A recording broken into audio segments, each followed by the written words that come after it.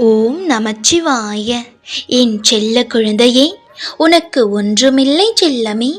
வீணாக நீ எதையெதையோ நினைத்து குழம்பிக் கொண்டே இருக்காதே. உன்னை உன் அப்பா நான் விட்டு விடுவேனா? உன் அருகில் எப்பொழுதும் நான் இருக்கின்றேன். சில காலங்கள் நீ எடுத்து வைத்த அடிகள் எல்லாம் சறுக்கிக் கொண்டிருந்தன. எந்த செயல் செய்தாலும் தோல்வியில் முடிந்தன. இவை எல்லாவற்றிற்கும் எனக்கு நேரம் சரியில்லை, எனக்கு காலம் போதவில்லை என்று பழியை போட்டுக்கொண்டிருக்காதே. சில செயல்களில் உன் கவனக்குறைவும் முக்கியமான ஒன்றாக இருந்தது. சில தோல்விகளுக்கு உன்னுடைய செயல்களே காரணமாக இருந்தன.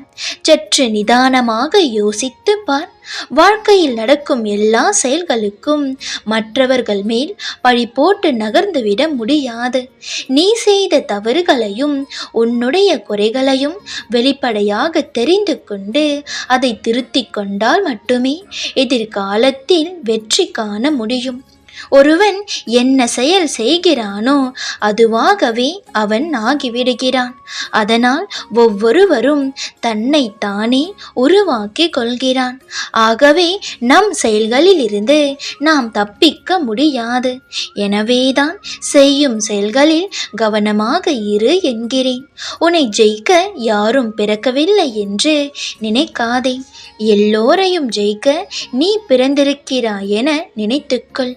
வெற்றி சர்வ நிச்சயமாய் உன் பக்கமே. இரும்பை யாராலும் அழிக்க முடியாது, ஆனால் அதன் சொந்த துரு அதனை அழித்துவிடும். அதுபோலதான் ஒருவருடைய அழிவு அவரது மனநிலையை பொறுத்தே அமைகிறது. நேர்மறையான சிந்தனைகளை கொண்டு நற்செயல்களை செய்து வரும்போது உன் எதிர்காலம் நிச்சயமாக நல்லதாகவே அமையும். இன்றிருக்கும் இன்பமும் துன்பமும் நிரந்தரமில்லை, ஆனால் நீ செய்யும் நன்மையும் தீமையும் நிரந்தரமானது. என்றாவது ஒரு நாள் அதற்கான பலன் கிடைத்தே தீரும். இப்பொழுது உன் வாழ்க்கையை வலியும் வேதனைகளும் நிறைந்ததாக தான் உணர்கிறாய்.